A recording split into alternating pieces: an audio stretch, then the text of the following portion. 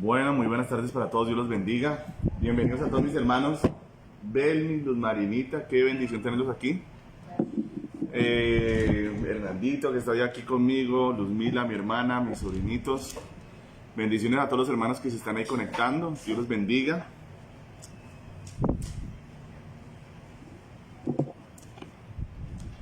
Dios los bendiga. Vamos entonces a orar. Amén. Y vamos a entrar en la palabra de Dios, que no es mucho el tiempo que tenemos y sí es mucho el tema que abarca, ¿vale? Amado Padre Celestial, te bendecimos, Señor, y te honramos en esta tarde, Dios. Esta última tarde de este año de nuestro calendario, Señor, sabemos que nuestro calendario es uno, el tuyo es otro, tus tiempos son uno, los nuestros otros. Pero, Señor, así como nosotros nos movemos en tus tiempos, si somos sabios, también tú te mueves en nuestros tiempos.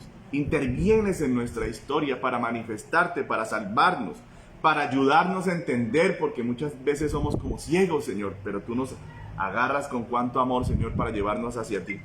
Te bendecimos por eso en esta tarde, última tarde ya de este año, Señor. Te adoramos, nos mostramos ante ti, primero pidiendo perdón por nuestros pecados, Dios, porque tu palabra dice no hay hombre que no peque, no hay hombre que no peque, Señor.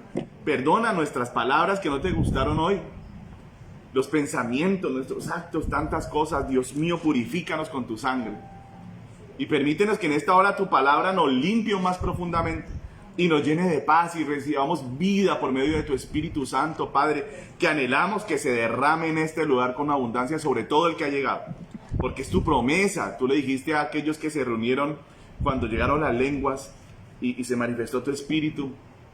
Esta es la promesa para ustedes y para sus hijos. El Espíritu Santo es para nosotros y para nuestros hijos, Señor. Así está escrito. La palabra no la puede invalidar ningún hombre, ningún teólogo, ningún pensador. Es tu palabra. Y tú dijiste, los cielos y la tierra un día van a pasar, pero mis palabras jamás van a pasar. Gloria a ti, Señor. Así que son eternas, poderosas y vibrantes y no dan vida, Señor. Padre, en el nombre de Jesús te rogamos que tu palabra sea expuesta con sabiduría, amor y entendimiento, y que todos los que la oigan y yo mismo reciba vida y bendición en el nombre de Jesús. Amén y amén. Bueno, gloria a Dios. Se acabó este año, ¿no, hermanos? Bueno, bendito sea el Señor. Estamos vivos. Amén. Gloria a Dios. Sí, de verdad que qué bendición decir uno, bueno, el Señor me tiene en esta tierra todavía, su propósito está en mi vida vigente. ¿Cuántos dicen amén? Amén. ¿Le puedo servir al Señor? Amén. Amén. Uy, hermanos, este año se fueron varios.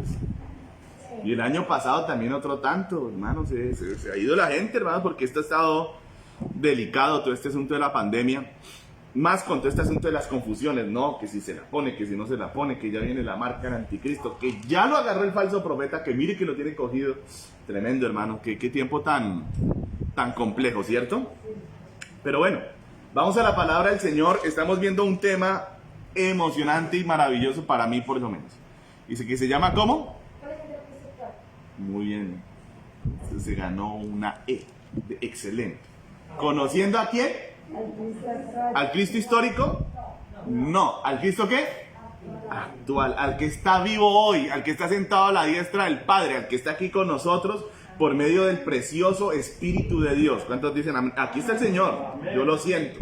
Yo sé que Él está. Pero es más, ¿sabe? Mire, muchas veces Dios está, pero a veces a nosotros falta entrar en su presencia. ¿Cuántos me entienden? Por eso que Dios dice, entren confiadamente ante el altar de la gracia. Vengan, como quien dice, entre. No es sino que usted se meta, no espere que otro lo meta. Como el paralítico de Betesda, ¿se acuerdan? Ay, Señor, es que siempre yo estoy listo para meterme a la agüita para que el ángel tuyo me sane. Y resulta que antes, cuando ya yo voy a llegar, otro se mete antes que yo y no tengo quien me meta. ¿Cuántos me están entendiendo? Hay paralíticos, ¿qué? Espirituales, que necesitan que otro los meta en la presencia de Dios. Diga, yo no soy ese. ¿Amén? No, usted entre en la presencia de Dios. Mire, yo he tenido que encontrarme en medio de gente más fría que un témpano de hielo. ¿Y usted cree que porque esos que están fríos a mi alrededor me van a impedir que yo me meta con Dios? Digo, ay no, yo me meto con Dios. Wow. Y empiezo a alabar y a adorar y la gloria de Dios comienza a descender. ¿Sobre quién? Sobre mí. ¿Se acuerdan que la otra vez expliqué que habían lugares de cielos abiertos, pero que habían también personas de cielos abiertos? ¿Y usted qué quiere ser? ¿Una persona que va a un lugar de cielos abiertos o una persona de cielos abiertos? Que donde usted vaya, el cielo está abierto sobre usted, que usted sea el altar de Dios. ¿Cuántos dicen amén? Antes de retomar la vida de Pablo que hemos venido mirando, ¿cierto? ¿Qué fue lo que le pasó a este hombre? Y estamos haciendo este contraste entre aquellos que piensan que el conocimiento de Dios se alcanza por medio del puro estudio, o sea, por medio de la vida intelectual. Y estamos viendo cómo es un error, ¿verdad? Cómo los fariseos, los saduceos, Pablo, su maestro Gamaliel, todos los grandes de Israel tenían el conocimiento, ¿qué? Teórico, bíblico. ¿Se sabían la Biblia cómo? De memoria. Pastor, hermano, a los 21 años se lo tenían que saber de memoria. Si usted aspiraba a ser un rabino o alguien importante en la parte religiosa en Israel. Y pastor, ¿y qué tan importante era la parte religiosa en Israel? Hermano, totalmente importante. Cuando, miren, Israel fue conquistado por varios imperios, ustedes lo saben, ¿verdad? Y Dios dibujó esos imperios allá en Daniel 7, los que tenían que ver sobre todo con Israel. Y un imperio muy tremendo, que no solamente conquistó Israel, sino que quiso también conquistarla por medio de su cultura. Eso usted lo ve, ya se los dije la otra vez, en el libro de los Macabeos, en las Biblias de revisión católica que manejan canon alejandrino. No le estoy diciendo pues que se la lea toda ni que tampoco la crea toda, sobre todo si todavía no tiene el bagaje para entender por qué muchos de esos libros que están ahí en esa Biblia, nosotros los denominamos como deuterocanónicos. ¿Sí? Si usted todavía no tiene esa capacidad, porque por ejemplo usted lee el libro de Judith y usted nota que eso por algo está fuera de la Biblia, el libro de la sabiduría, usted nota que está por fuera de la Biblia porque es redundante con respecto al libro de los Proverbios y Eclesiastés. Usted tiene suficiente con Eclesiastés y con Proverbios para tener además de eso que leerse el de la sabiduría, que es todavía más largo que los dos juntos. Pero hay un libro muy interesante en esa Biblia, que es el libro de los Macabeos, un libro histórico más que doctrinal, histórico. Y ahí uno ve eso que pasó con Israel, porque hay como un hueco, yo no sé a cuánto les pasaba que uno veía el Antiguo Testamento y el Nuevo como separado. O sea, como si la historia bíblica que venía desde el Antiguo Testamento pegara un brinco terriblemente grande, que los pastores a uno muchas veces se lo explicaban como los 400 años de silencio, ¿cierto? Y luego pegaba uno el brinco hasta el Nuevo Testamento. Pero el Israel del Nuevo Testamento es un Israel completamente diferente a ese Israel que vemos cuando vuelven los gobernadores, los escribas a Jerusalén, cuando vuelve Nehemías a reconstruir las murallas, a reconstruir todo el reino de Israel. Ese Israel no pareciera ser el mismo desde el Nuevo Testamento. Y uno dice, ¿qué fue lo que pasó? Entonces Macabeos es un libro histórico que hace que los dos se unan. Usted genera un puente en su mente. Ya entendí, porque en el libro de los Macabeos se muestra lo que fue la invasión del imperio macedónico griego en Israel. Y la gran potencia de esa cultura, más que lo militar, fue su cultura misma. Ellos eran culturalmente tan pesados que es la cultura nuestra de hoy, la griega. Hoy en día la cultura predominante se llama la cultura griega. Nosotros somos griegos, tan griegos que revivimos los Juegos Olímpicos que tenían más de como 2000 años sin celebrarse, desde que se celebraban en Atenas, y vino a celebrarse aquí a finales del siglo XIX. Los revivimos, ese fue el tal renacimiento, ¿verdad? Y los griegos que quisieron imponerle su cultura a los judíos, notaron que no pudieron con ellos. Y los griegos, que eran tan tremendos, le llamaban, ¿sabe cómo a los judíos? Los filósofos de la religión. Entonces la religión en Israel, en la época de Jesús, tenía un peso tremendo. O sea, ser religioso en esa época era algo de prestancia. Y estos hombres que sabían la Biblia de memoria, que pertenecen a la élite de Israel, ya vimos como uno de ellos, Pablo, creyendo que se las sabía todas, que era el duro de la Biblia, de repente se encontró con la realidad de Dios y se dio cuenta que la Biblia que él sabía y que él creía entender, se la sabía, pero no la entendía. ¿Cuántos dan gloria a Dios? Y usted y yo, que no hemos hecho mayor cosa, la hemos recibido por revelación del Espíritu Santo. Mejor un texto bíblico revelado por el Espíritu de Dios a su corazón que 1000 cosas de memoria que usted se sepa. Porque lo que usted entiende en su corazón genera fe. Por eso la palabra dice que la fe viene por el oír. Y el oír viene por el rema de Dios, la palabra revelada. El logos produce carácter, pero el rema produce fe. ¿Alguno me entendió esa parte? Porque el logos es para instruir.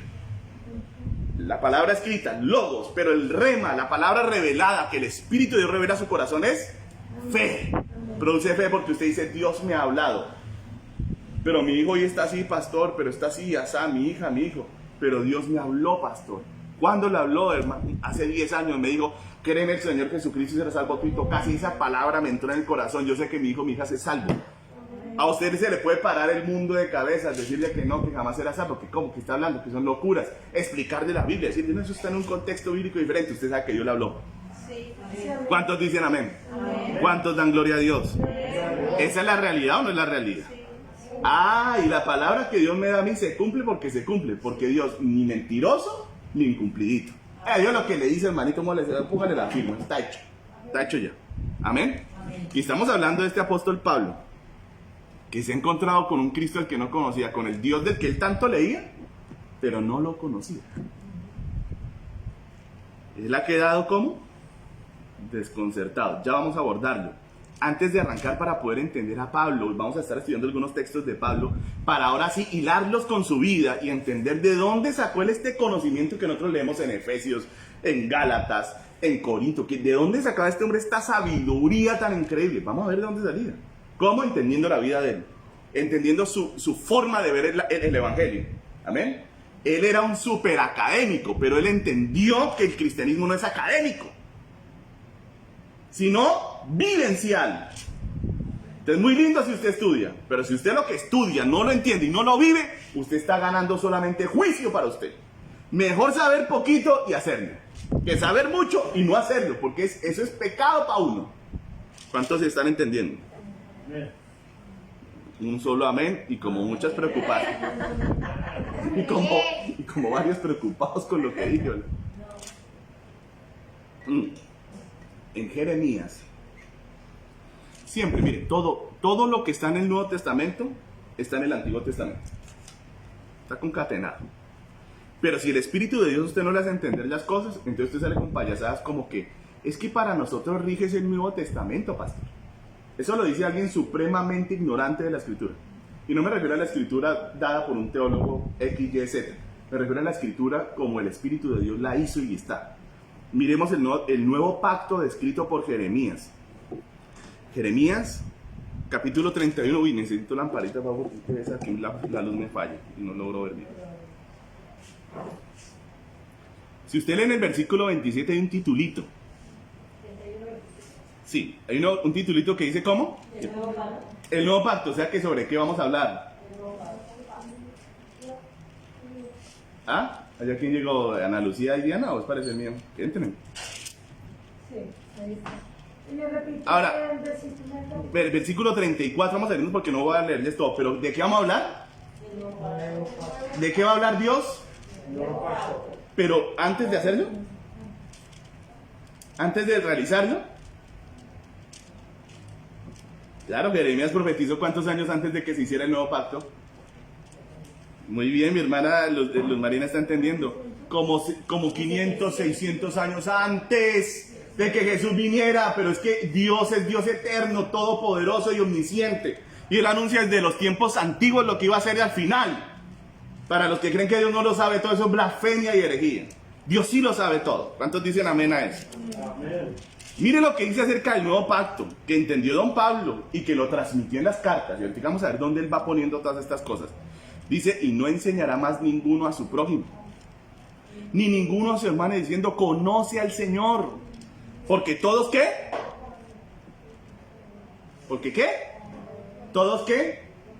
Dígale al que tiene al lado, oiga, todos lo conocerán. O sea que el que está en el nuevo pacto tiene que conocer a quién. Si usted no conoce al Señor, usted lo que tiene es una religión, pero usted no está en el nuevo pacto. ¿Cuántos me están entendiendo? Y si usted no está en uno de los pactos con Dios, sea el antiguo o el nuevo, ¿usted es del pueblo de Dios? No los oigo. Pero si usted va a una iglesia y usted tiene carnet de membresía, pero usted no está en el pacto de la sangre de Jesús. ¿Usted es del pueblo de Dios? No. ¿Cuántos me están entendiendo? ¿Cuántos dan gloria a Dios? Gloria a Dios. No es del pueblo de Dios, tiene que estar en el pacto. Y mire lo que caracteriza este pacto. Dice, porque todos me conocerán, desde el más pequeño de ellos hasta el más grande, dice el Señor. Porque perdonaré la maldad de ellos y no me acordaré más de su pecado. Esa es la gracia. ¿Cuántos dicen amén? Eso de que perdonaré tu pecado y jamás me acordaré de él. ¿Cómo se llama eso? Diga gracia. Gracias. ¿Dios se acuerda de su pecado, hermano? No. ¿Y por qué a veces nos cogemos al látigo? ¿Cuántos me están entendiendo? ¿No nos damos fuerte por nuestro pasado y nuestros errores? ¿No nos ha pasado? ¿No nos avergonzamos a veces por nuestro pasado? Y entonces, ¿dónde está la sangre de Jesús en su vida? Y entonces, ¿dónde está el perdón de Dios?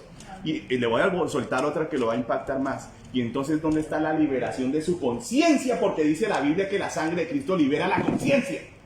Uy, hermano, tremendo. Por eso si a mí alguno me viene a decir, ay, es que usted es un borracho, yo le digo, no, papá, yo fui. Ah, es que usted es un degenerado. Yo digo, no, yo fui. Y sí lo fui, pero no lo soy. Porque hay un Cristo bello que con su sangre me limpió. Entonces mira el pacto, aquí está. Les perdonaré los pecados y ¿qué? No me acordaré de ellos. Pero esto cuando lo leía el judío, oigan esto, oigan. Cuando el judío normal lo lee y cuando los rabinos de la época de Jesús lo leían, les pregunto, ¿se lo sabían? Claro que sí. ¿Y lo entendían? No. Porque no lo entiendo. Porque ¿quién tiene que venirse a explicar a uno? El Espíritu de Dios. Y si el Espíritu de Dios no me rompe el velo que dice Pablo que tienen los judíos hasta el día de hoy cuando leen la Biblia, tienen un velo que no los deja verla bien. Si el Espíritu de Dios no me rompe el velo en mi corazón y en mis ojos, ¿qué pasa conmigo? ¿Me convierto? No. No, Aunque esté en una iglesia. no, Entonces por la gente hay que orar mucho o poquito. mucho. Para que Dios que...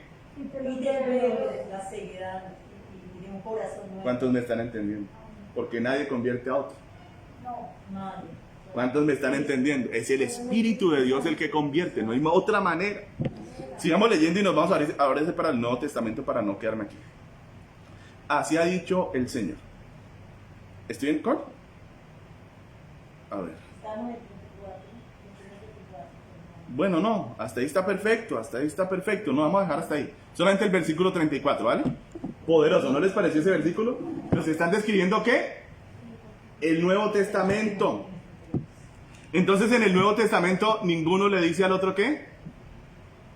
Venga y conozca al Señor. Mire qué tremenda revelación. No sé, yo por eso les dije, es que a veces la gente me escucha y dirá, no, es que el pastor está en contra del estudio bíblico. No, yo estoy a favor del estudio bíblico, pero estoy en contra de las teologías que ciegan al hombre y que tuercen la palabra de Dios. En contra de eso sí estoy. Estoy a favor de la teología que surge como el resultado de una verdadera relación con Dios y de un estudio bíblico sincero y concienzudo y con calmita. Con calmita, porque no hay nada peor que creer que uno sabe de lo que uno no sabe. Toca darse tiempo para que uno entender y conocer. Y tiene uno que ser humilde para saber lo que uno sabe y lo que uno no sabe. ¿Cuántos dicen amén? Entonces mire este entendimiento de Pablo. El Espíritu de Dios ha venido a la vida de Pablo. Él está en un momento de dificultad. Vamos al libro de los Gálatas donde estábamos la otra vez, por favor.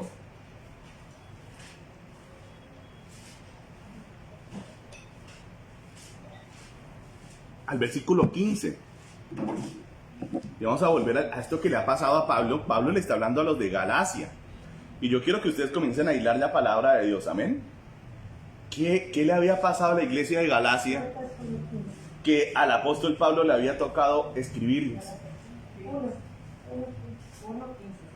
Están todos buscando, no los oigo, nadie me responde. ¿Qué le había pasado a la iglesia de Galacia para que el apóstol Pablo tuviera que escribirles? ¿En qué problemas se habían metido? 1.15 de Gálatas, sí. Para que entendamos por qué les habla lo que les habla. No los oigo, ustedes están todos callados. ¿Los corché? ¿Nadie sabe de qué se trata la carta a los Gálatas? No los oigo. Diana. Porque Él nos llamó por su gracia. No. ¿Ah? Él nos llamó por su gracia. Sí, más o menos, más cerca. ¿Algún otro? Bueno, les voy a explicar rápidamente. La carta a los Gálatas se trata de una iglesia que arrancó bien. que arrancó conociendo al Espíritu de Dios, que arrancó con dones, arrancó con fruto del Espíritu, con conversiones hechas por Dios, no por el hombre. Porque una cosa es que usted una persona lo convenza de unirse a una iglesia y otra cosa es que usted se convierta a Dios. Dos conceptos diferentes, no los confunda jamás. Porque las iglesias viven repletas de gente que está convencida por otros hombres de que ese lugar es lo mejor. Y llegan y hay orquesta, humo, luces, no, esto está muy chévere, dicen, está buenísimo. Pero el día que eso se va, se acaba el cristianismo porque estaban enamorados de eso. Pero el que conoce a Cristo, mano, le puede pasar lo que sea. No lo deja. Porque sabe a quién ha conocido en su vida. Amén. ¿Cuántos dicen amén? ¿No lo abandonan? ¿Cómo lo va a abandonar? ¿Ah? Pues, hermano, uno pasa por todas. Pero abandonar a Cristo y negar al que le dio la vida, jamás, hermano. ¿Cuántos dicen amén a eso? Amén.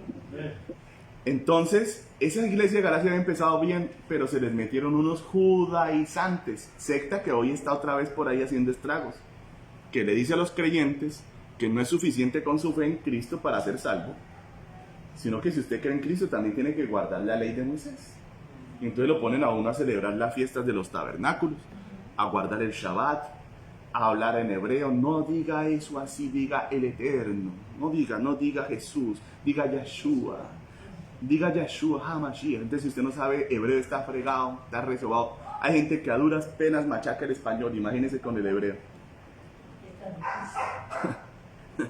Entonces, hermanos, este tipo de sectas no son nuevas. Se metieron en la iglesia de Galacia y los trastornaron. Y aquí está Pablo para hacerles entender que la vida cristiana es como es. Y no como los de la ley les están tratando de hacer entender. Claro, ellos llegan con toda su parafernalia, con todo este supuesto conocimiento bíblico profundo, con estudios, con cosas tremendas. Llegan con un montón de cosas, ¿sí? ¿Y qué sucede? ¿Se dejaron cómo? Deslumbrar. ¿Será que estas cosas pasan? Gente que llega a uno a deslumbrarlo con su conocimiento, pero resulta que Dios es Dios. A mí una persona me puede decir, yo he estudiado más que usted. Y yo le digo, no, lo felicito, hermano. Pero yo conozco a mi Señor. Predico a un Dios que conozco, que es real. Amén. He visto al paralítico andar. Amén. He visto a los enfermos sanar. He visto al endemoniado ser libre. He visto a indigentes salir de la calle para volver a casa. Amén. ¿Eso cómo se estudia? ¿Cuántos están entendiendo? Usted necesita más poder de Dios en su vida. Más y más, porque eso es lo que toca las almas. Entonces Pablo, en medio de este problema, dice lo siguiente: pero cuando agradó a Dios, que me apartó desde el vientre de mi madre y me llamó por su gracia, revelar a su Hijo en mí, para que yo le predicase entre los gentiles, no consulté enseguida con carne y sangre. Miren Pablo cómo está entendiendo de qué se trata el nuevo pacto. Él dijo: si este que se me apareció a mí en el camino es el Mesías, y si Él nos ha introducido en el nuevo pacto, si Él es la promesa de Israel, entonces yo tengo que tener acceso directo a Dios, porque eso fue lo que Dios dijo en Jeremías. Y no se fue corriendo a donde Pedro, Jacobo y Juan para que le enseñaran el evangelio. Dijo, no me fui a consultar la carne, porque no estamos en el tiempo en el que la carne le enseña a la carne, sino que estamos en el ministerio del Espíritu, donde el Espíritu de Dios le enseña a la gente. Amén. Mire el entendimiento de este hombre. ¿Ah? Claro, esto a los religiosos y a la religión no le conviene. Porque ¿qué le gusta a la religión? Tener a la gente como amansadita, amarradita. Todos aquí dependiendo de mí, el líder, dice. ¡Ja! Claro, esto trastorna cualquier intento religioso, porque Jesús está en su casa con usted, y aquí también, y en la calle también. Amén. Y cuando usted se encerró en el cuarto, ahí está el Padre con usted, ¿no dice la Biblia eso? Amén. Claro, nos llaman a congregarnos, obvio, ahorita vamos a ver. De hecho, Pablo tiene tanto entendimiento, yo quiero que empecemos a hilar al gigante Pablo. Mire, tiene tanto conocimiento de Dios este hombre, tanta gracia de Dios, tanto entendimiento, que sabe moderar los extremos. Porque si yo digo es que yo conozco a Dios a mi manera y me la paso por allá y nunca me congrego, ¿ese conocimiento de Dios es real? ¿Ustedes qué dicen? No, eso es falso. Esa es la excusa de la persona para no congregarse, porque la verdad es que tiene su tapetico muy chévere y un poco de escombros por allá metidos, y mejor no se asoma para que el Espíritu de Dios no le levante el tapete y le diga, oiga papá, ¿y usted qué? ¿Cuántos me están entendiendo? Usted tiene su problema y usted quiere venirse a la hackeada de San Cipriano y olvídese papá. Usted tiene sus cuenticos por ahí escondiditos, tiene su incredulidad, tiene su pornografía, tiene sus borracheritas, tiene sus maldades por ahí escondidas. Usted no quiere que yo lo coja y lo avergüence, ¿cierto? Venga acá, pase un momentico de vergüenza, pero sálvese, dice Dios. ¿Cuántos dicen amén? Amén. Entonces este gigante Pablo no propende por una religión rígida donde los hombres se enseñorean de los seres humanos, que eso es la religión, ¿o no? Hombres enseñoreándose de hombres, buscando poder, hasta político, que es de lo que más me preocupa a mí cuando ya la iglesia se transforma en una plataforma política. Grave, hermano, y yo como pastor entonces le digo a mi gente, tienen que votar por este hombre. ¿Y la gente confía en su pastor o no? No, ¿cómo va a hacer eso yo? ¿Ah? Cada quien con su conciencia vote por el que su conciencia le dicte, hermanito. Amén. Eso sí, mi recomendación es ore mucho y pregúntele al Señor, ¿qué hago, papá? Porque esto es un mar de ¿qué? De confusión, 1. Y 2, normalmente en la política, sobre todo en Colombia, jamás vota uno por el mejor. Yo no sé a ustedes cómo les parece, pero yo jamás he votado por el mejor, siempre he votado por el menos peor. Es mi opinión. Y si usted lo analiza, se dará cuenta de que siempre en las segundas vueltas queda uno mirando y dice uno, ¿y ahora yo qué hago? Pero el punto es que este Pablo gigante dice que la iglesia es como un cuerpo.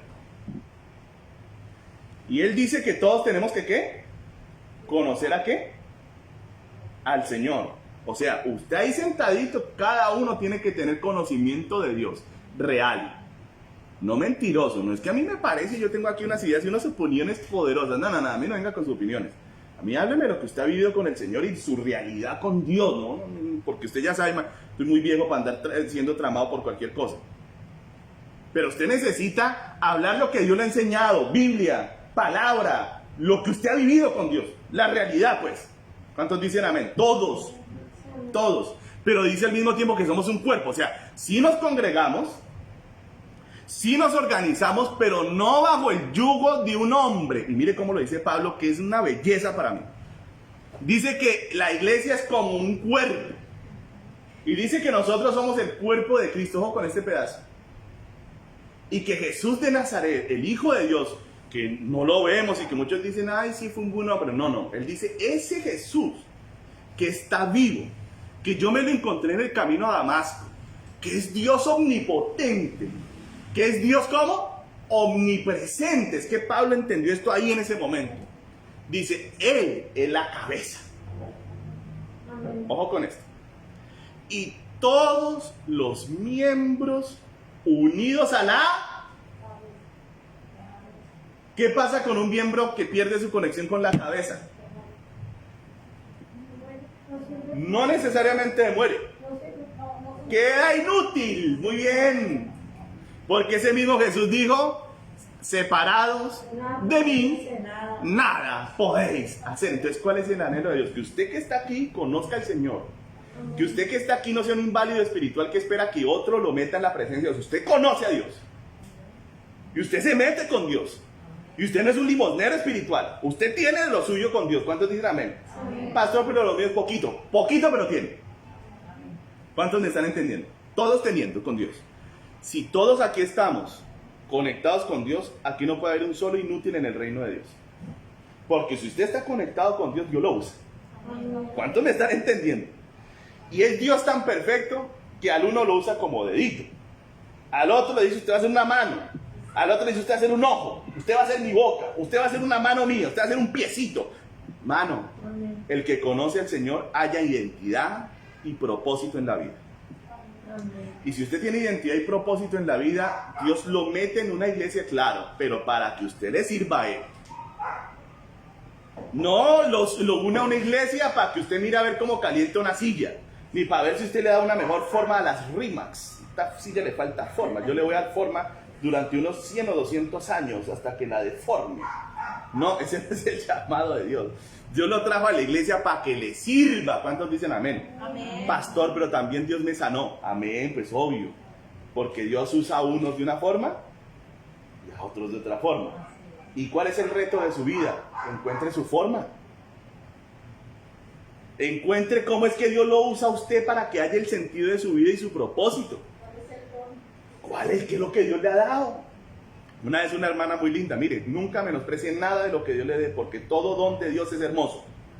Una vez una hermana muy bella ella, que siempre me ha querido y yo también la quiero mucho, ha sido muy, muy bella conmigo. No es de esta iglesia, nada, pero Dios me puso con ella y me usó harto para ella, para la vida de ella y a ella para la vida mía. Y un día llegó y me dijo, ay, Pastor Toñito. Le dije, ¿qué tiene? Porque está así como tan pensativa. Me dijo, porque es que yo quisiera que a mí Dios me usara así como a usted. Es que usted Dios lo usa, tiene esos dones como de ciencia y todo eso, y yo veo que Dios lo usa a usted mucho. Y yo también quiero que Dios me use como usted. Y yo no tengo ni un don, me dijo. Nada, yo no tengo nada, me dijo. Yo le dije, ¿pero cómo va a decir eso, hermano?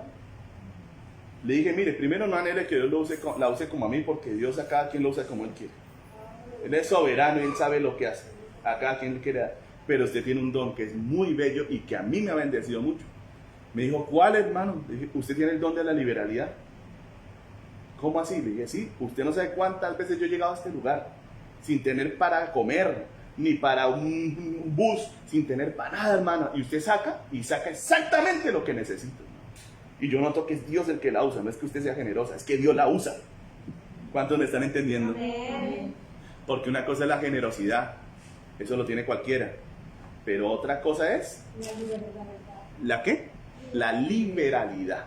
La liberalidad es un don que Dios da para bendecir, ¿qué? A su pueblo. Entonces, como mínimo, Dios a usted le ha dado un don, Dios a usted le ha dado algún ministerio, alguna cosa, como mínimo le ha dado el amor de Dios. ¿Sabe cuánto sirve una persona que tiene el amor de Dios? Solo con un abrazo que da, solo con una palabra de consuelo, solo con que usted está afligido, se sentó a hablar con esa persona que tiene el amor de Dios y hermano, usted se va como renovado, como tranquilo. Hable usted con el que no tiene el amor de Dios, verá que se va uno como si lo hubieran machacado, hermano. Sí, hermano, como si le hubieran dado un codazo por la nuca y va a usar uno como torcido. Hay gente que lo coja uno y le da dos, hermano.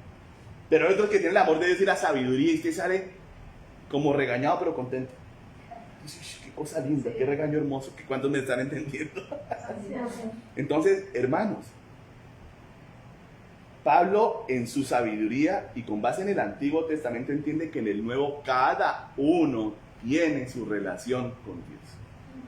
Y que en esa relación con Dios nos une con propósitos también corporativos para alcanzar alguna cosa que Él quiere. ¿Qué querrá Dios con mi amado Jesús en Colombia? Yo lo sé, porque es la iglesia que Dios me puso a dirigir y a estar ahí y a fundar. Yo la conozco, yo sé la identidad de esta iglesia. ¿La conoce usted? Halle su lugar. Hermano, y cuando usted halle su lugar, eso es como cuando un engrane entra en su lugar, así ¡crack! Ay, Señor, hallé mi lugar. Este no es un lugar solamente para congregarse. Hay propósito e identidad. Búsquela. Y que Dios lo use. ¿Cuántos dicen amén? ¿Seguimos leyendo? Mira aquí. Ya el ventilador hizo su efecto. Sigamos leyendo aquí a Pablo. Dice que no consulté enseguida con carne y sangre, ni subí a Jerusalén a los que eran apóstoles antes que yo, sino que fui ¿a dónde? A Arabia y volví de nuevo a Damasco. Miremos cuánto tiempo pasó él allí. Después, pasados 3 años, subí a Jerusalén a ver a Pedro. Ay, Dios mío bendito. ¿Cuántos están entendiendo esto tan tremendo? Mire, ¿qué me dice? Yo vuelvo a preguntar, ¿qué le dice a uno el pensamiento humano? ¿Para dónde tenía que coger Pablo después de haber conocido a Cristo? Eso me dice la lógica, ¿no? ¿Qué le dice uno la lógica? Yo he conocido a Cristo, me voy para la iglesia de allí al lado. No le dice uno la lógica eso, pero es el primer error de los hermanos. Inmediatamente usted conoce a Cristo, la primera pregunta es, Señor, ¿dónde me quieres? A veces no es en la iglesia que queda al lado. A veces Dios lo puede querer a usted en otra iglesia mucho más lejana. Pero allá es donde está el propósito de Dios para su vida. Pablo lo entendió y dijo: uy, Señor, he conocido a Cristo, Dios mío, cuántos errores he cometido, perseguí a los apóstoles, a los hermanos. No, qué horror, me voy a hablar con Pedro, con Juan y con Jacobo y con los apóstoles para que me expliquen el evangelio, para yo entender esto, porque no entiendo qué es lo que ha pasado, yo no lo entiendo. ¿Y Dios qué le dijo? Usted no va, porque en el nuevo pacto todos me conocen a mí. Ellos me conocen, pero también están hasta ahora entendiendo qué es lo que ha pasado, porque ellos mismos no han entendido. Ellos todavía están pensativos si hay que a los gentiles llevarles la ley, o qué es lo que hay que hacer con ellos. Pedro no entendía.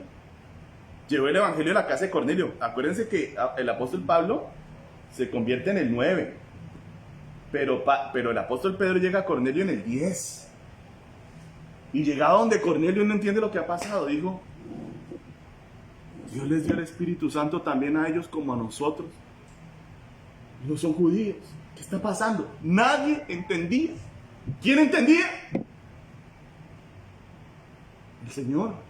Y le dijo: Pablito, en vez de agarrar para Jerusalén, usted se va a ir a un lugar donde no hay ningún conocimiento de mí. ¿A dónde? En el Arabia. Que en esos momentos eran como politeístas. Acuérdense que el Islam viene después, en el siglo por allá como octavo. Ahí no hay Islam todavía, politeísmo. Un lugar sin el conocimiento de Dios, nada, cero. Y allá Dios lo manda, donde no hay Dios, donde nadie sabe, para que la carne no fuera a contaminar el conocimiento que Dios le quería dar a él. ¿Cuántos me están entendiendo? Hermano, y mire, esto es tan delicado que qué bendición cuando uno en la vida cristiana se ubica en una iglesia con un pastor que ama al Señor y ama a la gente. Es una bendición. Pero les quiero decir una cosa como conocedor de la iglesia y de muchas iglesias. Eso es raro, eso no es de todos los días.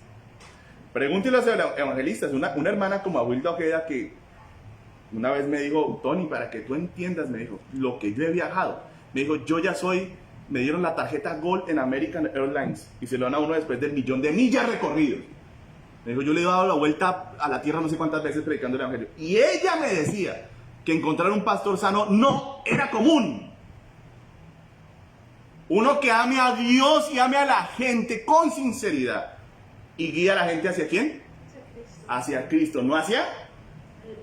¿Cuántos me están entendiendo? Entonces, qué bendición se encuentra en un pastor así. Pero y si no, usted sabe cuánto daño le hace a uno en la vida un hombre que supuestamente es de Dios pero no lo es. ¿Usted sabe cuánta cucaracha le mete a usted en la cabeza? ¿Usted sabe cuánta locura le meten a uno en la mente? ¿Usted sabe cuánta administración hay hasta de demonios hay en la imposición de manos, hermano? Queda uno vuelto nada. Pablo, el Espíritu de Dios, lo lleva a Arabia. Y luego al volver yo no sé cuántos entienden, miren. Aquí está Damasco, Siria.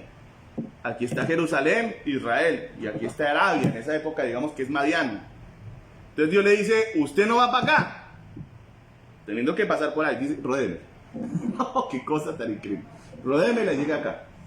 Ay, amén, Señor. Y estando allá conociendo al Señor, estudiando la Escritura, ya no bajo la luz de sus rabinos, de Gamaliel, de sus maestros, de la teología judaica. No, bajo la luz del Espíritu Santo, estudiando la Escritura, comprendiendo el Nuevo Testamento, comprendiendo el Nuevo Pacto, entendiendo lo que Jesús hizo en la cruz, entendiendo la dispensación del Espíritu, entendiendo el Nuevo Testamento.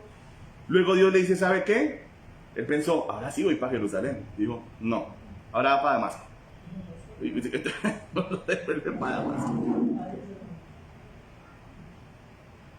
Y luego ya de que tiene mucha base, por eso le digo, si va a entrar a un seminario bíblico y teológico, asegúrese que tiene base, porque no todo lo que usted va a escuchar allá es verdad. Y usted tiene que tener discernimiento, entendimiento, sabiduría y relación con Dios. Después de eso, sigamos leyendo, porque aquí, para que lo leamos aquí mismo. Mira lo que dice acá. Después, pasados 3 años, subió a Jerusalén para ver a Pedro y permanecer con él, ¿cuánto? 15 días nomás. Mire, no se tomó curso intensivo con Pedro y permanecer con él 15 días, pero no había ninguno de los apóstoles, sino a Jacobo, el hermano del Señor, el escritor de la carta, ¿verdad? De Santiago. Sigamos leyendo. En esto que os escribo, he aquí delante de Dios que no miento. Después fui a la región de Siria y de Cilicia, y no era conocido de vista de las iglesias de Judea, que eran en Cristo. Solamente oían decir, aquel que en otro tiempo nos perseguía, ahora predica la fe, que en otro tiempo asolaba, y glorificaban a Dios en mí. Después pasados, oiga esto, 14 años, subí otra vez a Jerusalén. O sea, fue a Jerusalén 15 días. Después de 3 años de convertido, sube a Jerusalén 15 días, ¿verdad? Vuelve y se va. ¿Y vuelve cuándo? 14 años después, pero no llega ignorante. No llegó a inscribirse en el seminario bíblico y teológico de Jerusalén. Miren a lo que llegó. A Jerusalén con Bernabé, llevando también conmigo a Tito. Pero subí según una ¿qué? Revelación. O sea que Pablo, ¿cómo se movía? ¿En la carne? Ah. Ya vamos entendiendo quién fue el que escribió estas cartas, ¿o no? ¿Era un doctrinante? ¿Era simplemente un erudito? No. ¿Un estudioso? Diga, no, era un hombre del Espíritu. ¿Quién guía su vida? Hermano, le estoy preguntando quién guía su vida. ¿Cómo maneja usted su vida? ¿El Espíritu Santo lo guía? ¿Usted le pregunta? ¿Voy, no voy, salgo, no salgo? ¿Hago, no hago? ¿O usted hace lo que quiere? Si usted hace lo que quiera, si hace lo que quiere, está en la carne.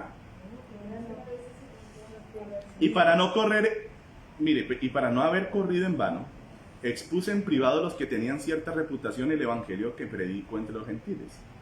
Mas ni a un Tito que estaba conmigo, con todo y ser griego, fue obligado a circuncidarse. ¿Sí ven? Está dando la explicación de lo que, qué les está pasando a ustedes los de Galacia. Y esto a pesar de los falsos hermanos, ¿verdad? Introducidos escondidas, que entraban para espiar nuestra libertad que tenemos en Cristo Jesús, para reducirnos a esclavitud, a los cuales ni por un momento accedimos a someternos, para que la verdad del Evangelio permaneciera con vosotros. Pero de los que tenían reputación de ser algo, lo que hayan sido en otro tiempo, nada me importa, Dios no hace acepción de personas. A mí pues, los de reputación, nada nuevo me comunica. ¿Será que el apóstol Pablo está siendo soberbio o está siendo sincero? ¿Cuántos dan gloria a Dios? ¿Quiere conocer mucho a Dios? Búsquelo. Deje que Él lo guíe. No piense que lo va a encontrar intelectualmente, porque no va a ser así. Si Dios lo lleva a estudiar, estudie. Los que me conocen saben cuánto he amado yo el estudio bíblico y cuánto he estudiado la Biblia. También he estudiado las teologías, pero me gusta más bien compararlas con la Biblia, para saber qué es bueno y para saber qué no. Ese es el apóstol Pablo. Dentro de 8 días vamos a seguir estudiando su doctrina, sus posturas, lo que él entendió allí en estos viajes, en estas lejanías. Y a mí lo que más me impresiona, y les voy a botar este dato para terminar. ¿Quién fue el único que estuvo con Jesús allí en la cruz, en vivo y en directo? Juan. ¿Ustedes creen que los demás apóstoles también vieron la crucifixión tal vez desde lejos o que definitivamente estaban perdidos? Posiblemente la vieron de lejos, sí. O escondidos por ahí. Pero yo recuerdo una película, no me acuerdo qué película, mostraban a los discípulos sí así, pero por allá escondidos detrás de unas montañitas mirando la crucifixión muy de lejos, ¿verdad? Pregunta, ¿Pablo estuvo en ese día?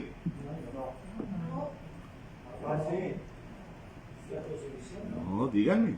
Ustedes saben Biblia, no me van a decir que no saben Biblia, ustedes saben. Muy bien, Bernie, no. ¿No estaba? Perfecto, no estaba. Él estaba en lo suyo. Y les voy a hacer otra pregunta. ¿Cuál de los 13 apóstoles, o de los apóstoles que escribieron cartas, tenían la mayor revelación de la cruz? Pablo. Si quiere léase la carta de Juan y lea las cartas de Pablo. El que más entendía lo que pasó en el mundo espiritual. El día de la crucifixión fue Pablo y no se lo enseñó ni carne ni sangre. Tremendo, ¿no? Uno pensaría que debería ser Juan, porque estuvo allí, pero es que usted está viendo lo natural y eso no significa que usted esté entendiendo lo sobrenatural. Pero Dios le enseñó a Pablo lo sobrenatural. Todo lo que pasó ese día en esa cruz, como léase después en Colosenses, como dice, exhibió a los principados, a las potestades. Cualquiera diría, pero ¿en qué momento pasó eso? Yo estaba ahí, yo vi a Jesús colgado ahí. Yo no vi eso que dice Pablo. Los exhibió a todos, triunfando sobre ellos y clavó el acta de decretos que pensaba en contra de nosotros. ¿Cuándo hizo Jesús todo eso? Entendimiento espiritual. No lo da el hombre, no lo da la ciencia, lo da Cristo. Es su conocimiento. ¿Amén? Bueno, vamos a orar. Padre amado, damos gracias, Señor, por este último culto de este año, por el conocimiento que tenemos de ti, Señor, porque más que un conocimiento intelectual o teórico, más que sentarnos aquí a pelear a ver cuál es el que más sabe de nosotros, lo que me avergonzaría supremamente, algo así. Más que eso, Señor, nos alegramos de haberte conocido. Un día tú entraste en nuestra vida, en mi vida fue hace 17 años, la estoy cumpliendo ahorita, Señor. ¿Y cuánto te amo, Señor? Te amo más que cuando me convertí. Hoy te amo muchísimo más que hace 10 años y que hace 5. Gracias, Señor, por haber entrado en mi vida, por haberme transformado, por haber limpiado a este hombre que era un pecador empedernido, por haberme sanado, limpiado con tanto amor, me has corregido y hasta el día de hoy me perdonas mis defectos, mis pecados, mis debilidades, Señor. Y todos aquí estamos agradecidos contigo. Yo personalmente lo estoy muchísimo, Señor. Y hoy 31 de diciembre lo único que sale de mi corazón es eso. Gracias, Señor, por haber entrado en mi vida, por amarme tanto y perdonarme. Te amo, Señor, con todo mi corazón. Y este día todos aquí te pedimos que este año, Señor, sea un año donde todos crezcamos en tu conocimiento.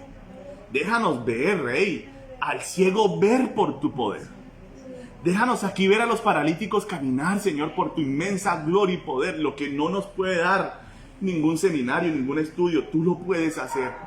Déjanos ver a nuestras familias arrodilladas ante tus pies, Señor, pero que lo veamos. Danos ese gozo este año. Este año déjanos ver a la gente convirtiéndose a ti con hambre y sed de ti. No queremos para nosotros nada, no estamos buscando la gloria del hombre.